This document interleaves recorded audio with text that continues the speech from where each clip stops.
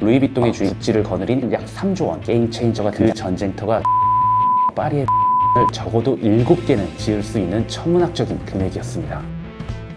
사실 지난 20년간 파리는 런던, 홍콩, 뉴욕에 비해 세계 미술 애호가들 사이에서 약간은 애매한 느낌을 지울 수 없는 도시였습니다. 현대 미술의 거대한 자본과 컬렉터들이 더 역동적인 도시로 떠나버렸고, 파리는 과거에 모네나 르누아르와 같은 인상주의 화가들이 살고 활동했던 박물관 도시라는 인식이 강했었죠. 심지어 파리의 현대 미술의 자존심이라 불리던 뽕피두 센터조차 지은 지 50년이나 지나 리모델링 공사를 위해 올해부터 5년간 문을 닫게 되었습니다. 그런데 국가의 예산도 부족하고 예술 시장의 분위기도 떨어지는 이러한 어두운 분위기 속에서 파리의 심폐소생술을 위한 구원자들이 등장합니다. 바로 오늘의 주인공이자 우리가 사치품이라 부르는 가방과 옷을 팔아 전 세계를 정복한 두 명의 비즈니스맨, 루이비통의 주인 베르나르 아르노와 구찌를 거느린 케링그룹의 창립자 프랑스와 피노입니다. 지난 10여 년간 이들이 파리의 예술계에 쏟아부은 돈만 약 3조 원. 오늘은 늙어가는 파리의 예술계를 구원한 이 두 명의 명품 황제, 그리고 그들이 벌이고 있는 가장 우아하고 치열한 전쟁 이야기를 들려드리도록 하겠습니다. 사실 이 두 사람은 살아온 궤적부터 물과 기름처럼 섞일 수 없는 운명이었습니다. 먼저 LVMH,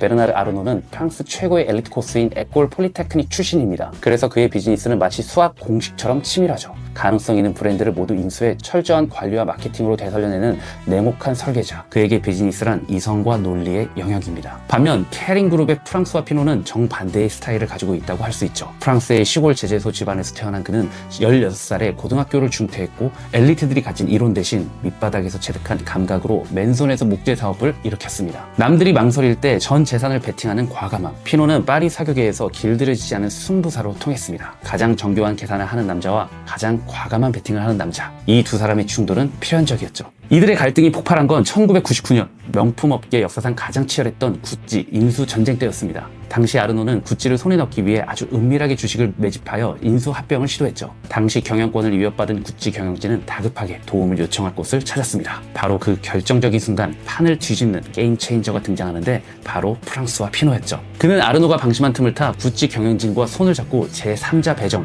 유상 증자 방식, 그러니까 구찌가 피노만 확보할 수 있는 막대한 규모의 새 주식을 발행하고, 피노는 구찌 지분의 42%를 단숨에 확보하면서 아르노가 다 차려놓은 밥상을 낚아채 가버린 것입니다. 그리고 이 사건 이후 두 사람은 비즈니스를 넘어 자존심을 건 전쟁을 시작하게 되죠. 그리고 15년 뒤 그 전쟁터가 주식시장에서 파리의 미술관으로 옮겨 붙은 것입니다. 이 전쟁은 2014년 아르노 회장이 먼저 압도적인 자본력을 투입하며 선공을 날립니다. 파리 서쪽 블로뉴 숲에 루이비통 재단 미술관을 개관한 것이죠. 이 건물의 스케일은 상상을 초월했는데요. 건축가 프랭크 게리가 설계하고 3,600개의 유리 패널을 이어 붙여 만든 건축은 현지 언론에 따르면 최종 공사비가 무려 7억 9천만 유로, 당시 환율로 약 1조 2천억 원에 달하는 것으로 추정되죠. 미술관 하나 짓는데 1조 원이 넘는다.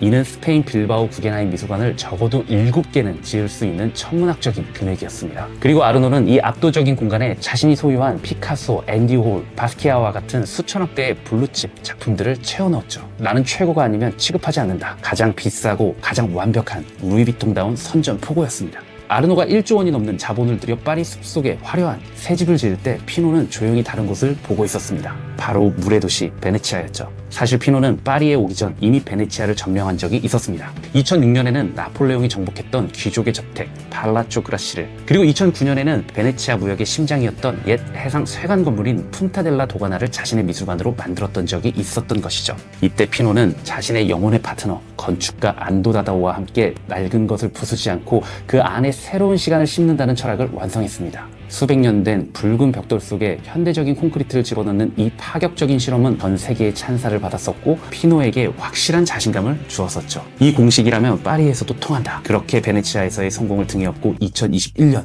피노는 마침내 파리의 심장을 노립니다. 그가 선택한 곳은 루브르 박물관 바로 옆에 위치한 200년 된 옛 곡물 거래소 건물이었죠. 여기서 피노의 비즈니스 감각이 다시 한번 빛을 발합니다. 그는 건물을 짓는 대신 파리 시청과 50년 장기 임대 계약을 맺는 실리적인 선택을 한 것이죠. 복원공사비는 약 2,300억 원, 아르노가 쓴 돈의 5분의 1 수준이었습니다. 하지만 그 임팩트는 결코 뒤지지 않았죠. 피노는 베네치아에서처럼 다시 한번 안도 다다오를 불러들여 고전적인 돔 아래에 거대한 콘크리트 벽을 세웠습니다. 그리고 그 안에 자신이 가진 가장 강력한 무기인 2조 원 규모의 컬렉션들을 쏟아부은 것이죠. 아르노가 가장 안전하고 성공적인 명작들을 선호한다면 피노는 데미안 허스트나 마우리치오 카탈란과 같은 가장 도발적이고 논란이 되는 작가들의 작품들을 선호했습니다. 그렇게 피노는 파리의 가장 역사적인 혁명적인 건물 안에 가장 동시대적이고 도발적인 예술들을 채워 넣었습니다. 여기서 재밌는 건 이 두 공간들이 두 사람의 경영 스타일과 많이 닮아 있다는 것입니다. 브랜드를 완벽하게 통제하고 관리해서 초인류로 키워내는 설계자 아르노. 그는 자신의 경영 철학처럼 거대한 자본을 투입해 완벽하게 통제된 가장 화려하고 누구도 흉내낼 수 없는 성을 쌓아 올렸고, 반면 남들이 보지 못하는 틈을 파고들어 판을 뒤집는 숨보다 피노는 이번에도 파리의 가장 오래된 심장부로 뛰어들어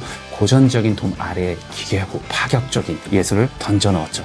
마치 구찌를 인수해 패션계를 뒤흔들었듯 파리의 중심에서 균열을 내고 충격을 주는 방식을 택한 것입니다. 서로 다른 경영 DNA를 가진 두 거물의 충돌은 결과적으로 파리에게는 거대한 축복이었습니다. 현재 아르노의 루이비통 재단은 데이비드 호큰이나 게라르트 리히터와 같은 가장 대중적이고 블록버스터급의 전시로 전 세계 관광객들을 끌어모으고 있고, 피노 컬렉션 역시 동시대의 가장 치열한 질문을 품고 시대와 함께 변화하는 예술로 전 세계 예술 애호가들을 끌어들이고 있죠. 이렇게 평생 경쟁한 두 라이벌 덕분에 현재 우리는 파리에서 제2의 벨 에포크를 목격할 수 있습니다. 르네상스 시대 메디치 가문은 금융업으로 번 돈을 예술에 쏟아부어 피렌체를 불멸의 도시로 만들었었습니다. 그리고 어쩌면 먼 훗날의 역사는 아르노와 피노도 명품 회장이 아니라 21세기의 메디치로 기억할지도 모르겠습니다. 결국 유행은 지나가도 예술은 도시에 남아 영원히 흐르기 때문이죠. 다음번 파리 여행에는 쇼윈도 너머의 유행도 좋지만 그들의 도시에 새겨넣은 이 거대한 예술 세상을 먼저 마주해보시는 것은 어떨까요? 자,